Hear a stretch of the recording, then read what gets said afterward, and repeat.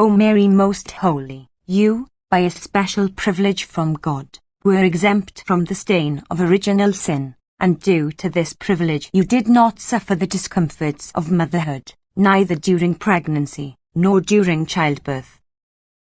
But you perfectly understand the anguishes and afflictions of poor mothers who are expecting a child, especially in the uncertainties of the success or failure of the delivery. Look at me, your servant, who, in the approach of childbirth, suffer anguish and uncertainty. Give me the grace to have a happy birth. Make sure my baby is born healthy, strong, and perfect. I promise to guide my child always on the most correct path, the path that your Son, Jesus, traced for all men, the path of good.